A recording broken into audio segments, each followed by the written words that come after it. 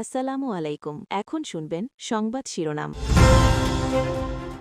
দৌলতদিয়ায় বাস ডুবির ঘটনায় নিহতের সংখ্যা বেড়ে ২৬, এখন পর্যন্ত ২১ জনের মরদেহ হস্তান্তর, উদ্ধার তৎপরতা সাময়িকভাবে সমাপ্ত।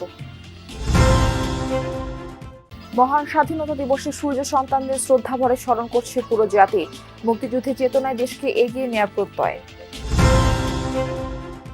গাইবান্ধার পলাশবাড়িতে থানায় ঢুকে পুলিশের উপর হামলা, ওসি সহ আহত ৮, যুব জামায়াত নেতাকর্মীদের বিরুদ্ধে অভিযোগ। গাইবান্ধার পলাশবাড়িতে থানায় ঢুকে পুলিশের উপর হামলা, ওসি সহ আহত ৮, যুব জামায়াত নেতাকর্মীদের বিরুদ্ধে অভিযোগ। এতক্ষণ শুনছিলেন সংবাদ শিরোনাম, এখন শুনবেন বিস্তারিত। দৌলতদিয়া বাস দুর্ঘটনায় এখনো পর্যন্ত ২৬ জনের মরদেহ উদ্ধার করা হয়েছে। স্বজনদের কাছে হস্তান্তর করা হয়েছে ২১ জনের মরদেহ। এ বিষয়ে আলো জানাতে সেখান থেকে যুক্ত হচ্ছেন সহকর্মী রেদওয়ান আহমেদ। রেদওয়ান, দুর্ঘটনাস্থলের সার্বিক পরিস্থিতি সম্পর্কে আরেকবার একটু জানতে চাচ্ছি। মারফি, প্রায় ৫.৫ ঘন্টার উদ্ধার অভিযান সাময়িকভাবে সমাপ্ত করেছে ফায়ার সার্ভিস এবং নৌ পুলিশ সদস্যরা। কিছুক্ষণ আগেই কিন্তু তারা এই ঘোষণা দিয়েছে এবং এখন পর্যন্ত যেমনটি বলছিলেন যে ২৬ জনের মরদেহ উদ্ধার করা হয়েছে এবং যেই বাসটি সৌহার্দ্য পরিবহন, সেই বাসটির একজন যাত্রী, তার সাথে কিছুক্ষণ আগে কথা হয়েছিল, কালাম নামের একজন, তিনি বলছিলেন যে বাসটি কিন্তু ঠিক এই আমার পেছনে যেই কালো মাইক্রো বাসটি দেখা যাচ্ছে সেই ঠিক ওই জায়গাটিতে এই বাসটির অবস্থান ছিল এবং তিনি যেটি বলছেন যে আসলে বাসটি সেই ঢালু জায়গা থেকে এসে ব্রেক ফেল হওয়ার কারণে কিন্তু ঠিক এই পান্টনের যে অন্য আরেকটি প্রান্ত রয়েছে সেই প্রান্তটি দিয়ে সোজা নেমে সেটি কিন্তু নদীর দিকে যে সরাসরি পড়ে এবং তারপরই কিন্তু সেটি নিমিষেই তলিয়ে যায়। এবং আমরা যেটি দেখেছি যে ঠিক ওই দিক থেকেই কিন্তু সকাল থেকে যে উদ্ধার অভিযানগুলো এবং গতকাল রাত থেকে আমরা দেখছিলাম যে উদ্ধার অভিযানটি পরিচালনা করা হচ্ছিল, ঠিক এই জায়গাটি থেকেই কিন্তু বাসটি উদ্ধার করা হয়েছে সৌহার্দ্য পরিবহন। এবং শেষ খবর পাওয়া পর্যন্ত কালাম বাসের যাত্রী, তিনি যেমনটি বলছিলেন যে বাসের নারী যাত্রীরাই বেশি ছিলেন এবং তেমনটি কিন্তু এখন পর্যন্ত বেশ কয়েকজন নারী, অর্থাৎ প্রায় ৯ জনের মতন নারী এবং শিশুদের উদ্ধার করা হয়েছে এবং সব মিলিয়ে এখন পর্যন্ত এই সংখ্যাটি দাঁড়িয়েছে ২৬-এ। এখন পর্যন্ত যেহেতু আর কোনো নিখোঁজের তথ্য পাওয়া যায়নি, তার জন্য সাময়িকভাবে স্থগিত করা হয়েছে এবং ফায়ার সার্ভিস যেটি বলছে যে এরই মধ্যে যদি অন্য কেউ এসে নিখোঁজের আর্জি করে তারপরেই কিন্তু আসলে আবার উদ্ধার অভিযান শুরু হবে। এখন পর্যন্ত পান্টনগুলোতে রয়েছে উৎসুক মানুষের ভিড় এবং তারা কিন্তু দেখছিলেন এতক্ষণ ডুবুরিরা এই পুরো জায়গাটি ঘিরে কিন্তু তাদের উদ্ধার অভিযান পরিচালনা করছিল। মূলত স্থানীয়রা যেটি বলছিলেন যে এই যে পান্টনটি, সেইটিতে প্রতিনিয়ত কিন্তু প্রায় হাজারো যাত্রী যাতায়াত করে, কিন্তু তারপরেও ঠিক এই জায়গাটিতে কোনো রকম কোনো ব্যারিকেড বা বেষ্টনী না থাকার কারণে একটি ঢাল দিয়ে এসে কিন্তু বাসটি সরাসরি ঠিক এই জায়গাটি দিয়েই নদীতে এবং তারপর ঘটে এমন একটি মর্মান্তিক দুর্ঘটনা এবং তাদের যে স্থানীয় এলাকাবাসীরা যে দাবি করছেন। রেদওয়ান, আপনাকে ধন্যবাদ। এদিকে চট্টগ্রাম থেকে ঢাকার উদ্দেশ্যে ছেড়ে আসা চট্টলা এক্সপ্রেস ট্রেনে ঘটল অগ্নিকাণ্ড। সকাল ৫:৪টায় সীতাকুণ্ডের ভাটিয়ারি বিএম গেট এলাকায় এই ঘটনা ঘটে। প্রত্যক্ষদর্শীরা জানায় ট্রেনের দুটি বগিতে আগুন লাগার খবর ছড়িয়ে পড়লে আতঙ্কিত হয়ে পড়েন যাত্রীরা। পরে ফায়ার সার্ভিসের দুটি ইউনিট, সেনাবাহিনী ও স্থানীয়দের চেষ্টায় আগুন নিয়ন্ত্রণে আনা হয়। তবে এতে হতাহতের কোনো ঘটনা ঘটেনি। ধারণা, ট্রেনের পাওয়ার কার থেকে আগুনের সূত্রপাত। এদিকে ঘটনার পর রেলওয়ে পূর্বাঞ্চলের ঊর্ধ্বতন কর্মকর্তারা ঘটনাস্থল পরিদর্শন করেছেন। ঘটনা তদন্তে গঠন করা হয়েছে ৪ সদস্যের কমিটি। অগ্নিকাণ্ডের প্রায় ১ ঘন্টা পর চট্টগ্রামের সাথে সারা দেশের ট্রেন চলাচল স্বাভাবিক হয়। সারা দেশে যথাযোগ্য মর্যাদা উদযাপিত হচ্ছে মহান স্বাধীনতা দিবস। বীর শহীদদের স্মৃতি আর ত্যাগকে হৃদয়ে ধারণ করে জাতির শ্রেষ্ঠ সন্তানদের শ্রদ্ধা জানাচ্ছেন সর্বস্তরের মানুষ। সবার কণ্ঠে উন্নত সমৃদ্ধ দেশ করার প্রত্যয়। রক্তে লেখা এক ইতিহাসের নাম বাংলাদেশ। ১৯৭১ সালের স্বাধীনতা সংগ্রামে অসংখ্য শহীদের আত্মত্যাগে জন্ম নেয় লাল সবুজের একটি পতাকা। তাদের স্মৃতি আর ত্যাগকে হৃদয় ধারণ করে গভীর শ্রদ্ধায় স্মরণ করছে জাতি।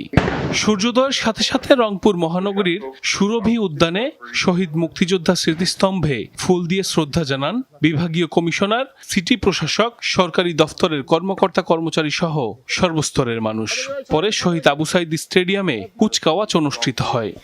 বরিশাল বেলস পার্ক মাঠে অনুষ্ঠিত হয় মহান বিজয় দিবসের কুচকাওয়াজ। এর আগে জেলা প্রশাসকের কার্যালয় সংলগ্ন শহীদ মুক্তিযোদ্ধা স্মৃতিফলকে পুষ্পস্তবক অর্পণ করে শহীদদের শ্রদ্ধা জানান বিভিন্ন রাজনৈতিক ব্যক্তিত্ব, প্রশাসনের কর্মকর্তা, শিক্ষক, শিক্ষার্থী সহ নানা শ্রেণী পেশার মানুষ। চট্টগ্রাম নগরীর কাঠটলি স্মৃতিসৌধে ৫৫তম স্বাধীনতা ও জাতীয় দিবসে জাতির শ্রেষ্ঠ সন্তানদের প্রতি শ্রদ্ধা নিবেদন করেন ভূমি ও পার্বত্য চট্টগ্রাম বিষয়ক প্রতিমন্ত্রী Mir Mohammad Helal Uddin, city mayor doctor Shahadat Hossain সহ বিভিন্ন দফতরের কর্মকর্তারা। পরে ঢল নামে সাধারণ মানুষের। খুলনায় ভোরের আলো ফুটতেই গল্লামারী শহীদ স্মৃতিসৌধে পুষ্পমাল্য অর্পণ শুরু হয়। দিনব্যাপী কর্মসূচির মধ্যে থাকে কুচকাওয়াজ ও ডিসপ্লে প্রদর্শনী, বীর মুক্তিযোদ্ধাদের সংবর্ধনা, চিত্রাঙ্কন প্রতিযোগিতা সহ নানা আয়োজন। ভোর থেকে আনুষ্ঠানিকতা শুরু হয় সিলেটের কেন্দ্রীয় শহীদ মিনারে। একে একে বীর শহীদদের স্মৃতিতে সম্মান জানান জেলা প্রশাসক, পুলিশ সুপার, সিটি কর্পোরেশন সহ বিভিন্ন দফতরের কর্মকর্তারা। এছাড়া বিভিন্ন সংগঠন ও প্রতিষ্ঠানের পক্ষ থেকে শ্রদ্ধা নিবেদন করা হয়।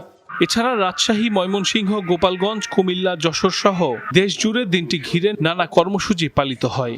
আলোকচিত্র প্রদর্শনী ও সাংস্কৃতিক অনুষ্ঠানের আয়োজন করে বিভিন্ন সাংস্কৃতিক সংগঠন। জাতীয় স্মৃতিসৌধে আছেন সহকর্মী মাহফুজুর রহমান নিপু। আমরা যাচ্ছি তার কাছে। নিপু, স্মৃতিসৌধে শ্রদ্ধা জানাতে আসা সর্বস্তরের মানুষ কি বলছেন? মারফি, এখন প্রচন্ড তাপ এই অঞ্চলটিতে, আর সকাল থেকেই কিন্তু আমরা দেখেছি যে মানুষের যে ঢল সেটি কিন্তু সাভারের এই জাতীয় স্মৃতিসৌধের যে মূল বেদি রয়েছে সেই বেদি কেন্দ্রিক। যে যেভাবে পারছেন তারা কিন্তু ছুটে আসছেন, যে যাদের কারণে এই বাংলাদেশ স্বাধীন হয়েছে সেই বীর শহীদদের প্রতি শ্রদ্ধা জানাতে তারা বেদিতে এসে পুষ্পস্তবক অর্পণ করছেন। ব্যক্তিগতভাবে যারা আসছেন তারা ফুল দিয়ে শ্রদ্ধা নিবেদন করছেন, এবং শ্রদ্ধা নিবেদনের পর তারা তাদের সঙ্গে কথা বলেছি। তারা যেটা জানিয়েছেন যে এই বাংলাদেশকে তারা দেখতে চায় একটি শান্তিময় রাষ্ট্র, যেখানে কোনো হানাহানি থাকবে না, যেখানে কোনো বৈষম্য থাকবে না, একেবারে বৈষম্যহীন সুশৃঙ্খল একটি রাষ্ট্র হিসেবে কিন্তু তারা দেখতে চান। এই বিষয়টি কিন্তু বারবার বলছেন। তারা বলছেন যে যেই ত্যাগ স্বীকার করে যারা শহীদ হয়েছেন তাদের যে আশা আকাঙ্ক্ষা ছিল এই বাংলাদেশকে দেখার, সে তেমন একটি বাংলাদেশ কিন্তু দেখতে চান, এমনটি কিন্তু বলেছেন। আমরা কিন্তু শুধুমাত্র যে সাধারণ যারা এখানে এসেছেন তাদের সঙ্গে কথা বলে যে এমনটি শুনেছি তা না, আমরা কিন্তু দেখেছি বিভিন্ন রাজনৈতিক দলের নেতাকর্মীরাও কিন্তু একইভাবে এই বাংলাদেশকে গড়ে তোলার জন্য কিন্তু আশ্বাস দিয়েছেন। তবে আমরা দেখেছি যে সকল বয়সের সকল মানুষের কিন্তু এখন একেবারে তারা স্মৃতিসৌধে এসে শ্রদ্ধা নিবেদন করছেন। নিপু, আপনাকে ধন্যবাদ জানাচ্ছি আমাদের সঙ্গে যুক্ত হবার জন্য। দেশের বিভিন্ন জেলায় ফিলিং স্টেশনগুলোতে আজও রয়েছে ক্রেতাদের ভিড়। অনেক জায়গাতেই রেশনিং পদ্ধতিতে তেল বিক্রি করছেন পাম্প মালিকরা। রাজশাহী নগরীর বেশিরভাগ পাম্পে তেলের সংকট, দু একটি স্থানে অকটেন ডিজেল মিললেও চাহিদার তুলনায় কম। সাতক্ষীরায় পাম্পে ঘন্টার পর ঘন্টা দাঁড়িয়ে থেকেও চাহিদা মতো জ্বালানি পাচ্ছে না ক্রেতারা। তবে অতিরিক্ত টাকা দিলে খোলা বাজারে পর্যাপ্ত তেল বিক্রি হয় এমন অভিযোগও আছে। বিক্রেতাদের দাবি, ডিপো থেকে পর্যাপ্ত তেল সরবরাহ না হওয়ায় এমন পরিস্থিতি তৈরি হয়েছে। এদিকে ফিলিং স্টেশন মালিকদের উদ্বেগের কারণ, বিভিন্ন জেলায় পাম্পে